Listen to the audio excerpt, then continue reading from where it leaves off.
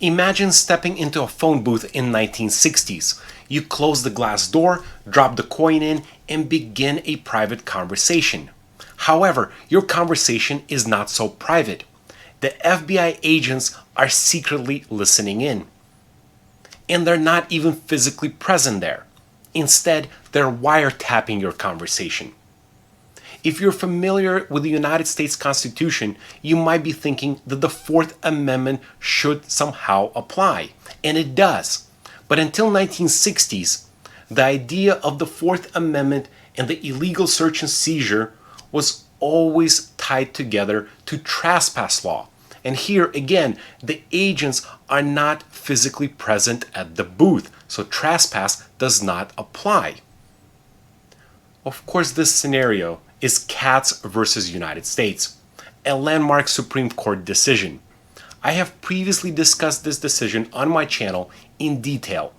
I will link that video below. Today, I welcome you to the third part of my 10-part series called 10 Most Important Landmark Supreme Court Decisions in Criminal Law and the Myths Surrounding them. So what are we going to do today? We're going to briefly discuss Katz versus United States, and then I'm going to give you 10 of the biggest myths, misunderstandings, and misquotations about this case. Welcome back to Lawstache channel. If you're new here, subscribe. If you're listening to the podcast version of this recording on Audible or Spotify, please give my podcast a 5-star review rating. And if you want to support this channel, consider going to shop.lawstache.com and check out some of the merch, including these Do Not Arrest This Person t-shirts, hats, stickers, pins, and other items. And because you're watching this series, type in 10 cases to receive 10% off all the merchandise. And by the way, there might be a little secret in the description under this video. So the first person to find it, you'll figure out what it is. Thanks for watching. Quick message from Lawstache. Are you charged with a crime? Or do you want to know your rights if stopped by police? Watch California attorney Anton Vieltsin discuss legal cases from the Supreme Court, Ninth Circuit, and California state courts on the Lawstache YouTube page. Anton has handled hundreds of federal and state criminal cases, has an in-depth knowledge of the law, and has the best mustache ever. Subscribe to the Lawstache YouTube page. That's Lawstache. Today we're discussing one of the most important landmark Supreme Court decisions from 1967, Katz versus United States. Acting on a suspicion that Mr. Katz was transmitting gambling information across state lines using a phone, FBI agents installed an eavesdropping device on the outside of a public phone booth and began secretly listening in, without a warrant. Now, Mr. Katz gets convicted of transmitting wagering information to his clients from Los Angeles to Boston and Miami. But he appeals his conviction all the way to the Supreme Court, arguing that his constitutional rights were violated, namely the Fourth Amendment, the one that protects you against unreasonable searches and seizures. He says that the officers needed a warrant to install the eavesdropping device and listen in. Now, the government argued that the warrant was not needed. They said that prior to 1960s, the Fourth Amendment was always closely tied to trespass law. And here, we're in a public place. This is a public phone booth. And so the Fourth Amendment does not even apply. But the Supreme Court agrees with Mr. Katz, and for the first time says that the Fourth Amendment protects people, not places.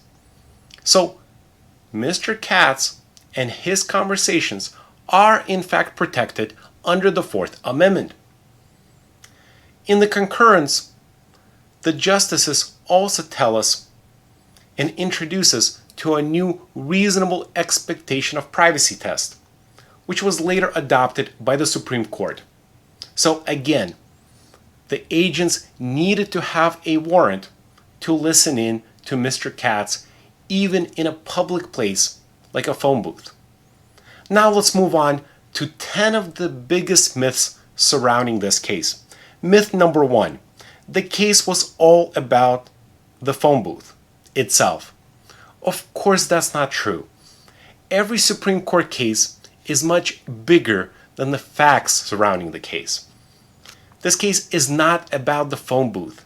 Instead, this is the case about the Fourth Amendment, and again, the introduction of the idea that the Fourth Amendment protects people, not places. So it doesn't matter really the device or the technology in play.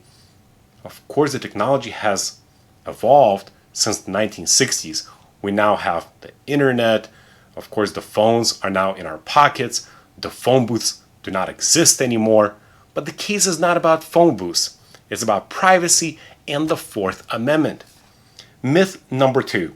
Katz was some innocent guy making a private call. Well, of course we know that's not true. Mr. Katz was violating the law. He was, in fact, transmitting gambling information, which violated federal law. But remember, the Constitution protects all of us here in the United States. And the idea, of course, is that we have to protect criminals, we have to protect innocent people, because until we go through the due process, we don't know which one's which. And so the Fourth Amendment will equally protect somebody who is violating the law and somebody who is not. The idea is that all of us should enjoy privacy against governmental intrusions. The Fourth Amendment protects all of us against unreasonable searches and seizures by the government. Myth number 3. Katz ended the debate over privacy. Well, we know that's not true. In fact, Katz is probably one of the first cases about privacy, and it's the first case that introduces us to many new concepts. That the Fourth Amendment protects, again, people, not places, and the reasonable expectation of privacy test, which of course has now been debated for many decades. What does it exactly mean? And of course, since then, the technology evolved. We have new cases about cell phones, cell sites, GPS devices, drone surveillance, and so on. Myth number 4.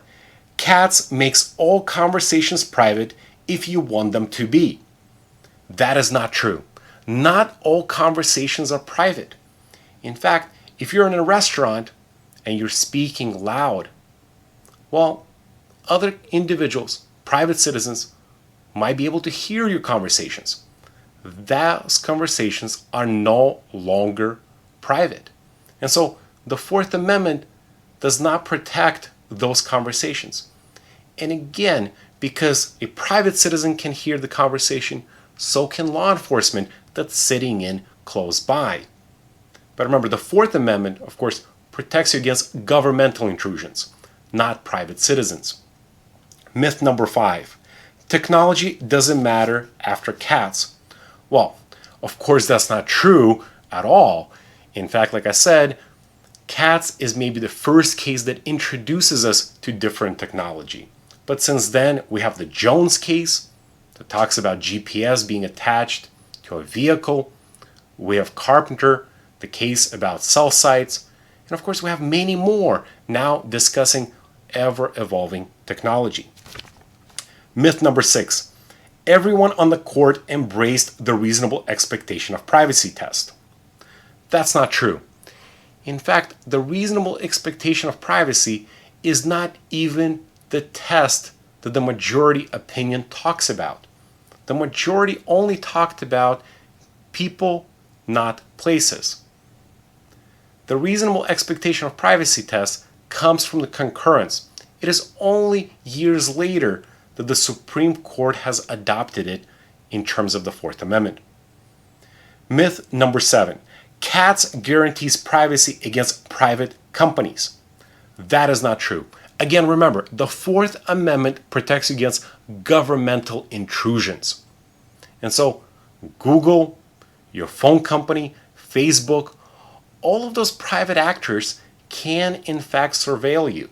They can listen into your conversations. They can monitor your conversations through your messenger on Facebook. and so on. It is only governmental intrusions that the Constitution protects you against. Myth number 8. Wiretapping is completely banned without a warrant. That is not true entirely. Since 1960s, Congress has enacted a number of statutes, and you can look them up, that allow the government in certain limited circumstances to listen into your conversations without a warrant. Myth number 9. The ruling was obvious and straightforward. That is not true.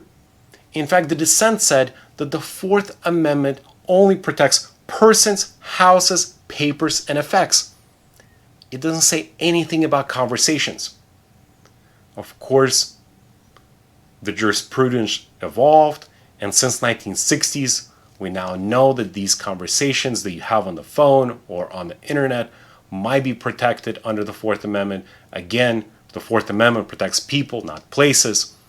But at the time, again, there was this idea that the Fourth Amendment only protects things that are related to trespassing. And so because the conversations were not explicitly listed in the Fourth Amendment, the dissent believed the Fourth Amendment did not protect them. Myth number 10. Katz protects privacy in general. That is not true. A lot of people confuse Katz with the idea that it gives privacy to all conversations. This case is not about privacy in general or in broad terms.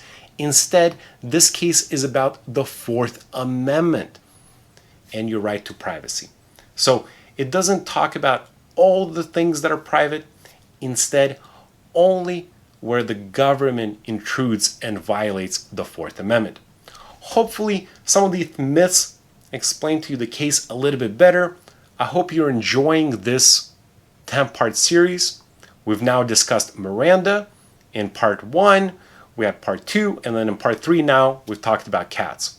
So continue watching this particular series. I hope you like it. If you do, give it a thumbs up. If you're new to the Lawstache channel, hit that subscribe button. If you're listening to the podcast version of this recording on Audible or Spotify, please give my podcast a 5-star rating.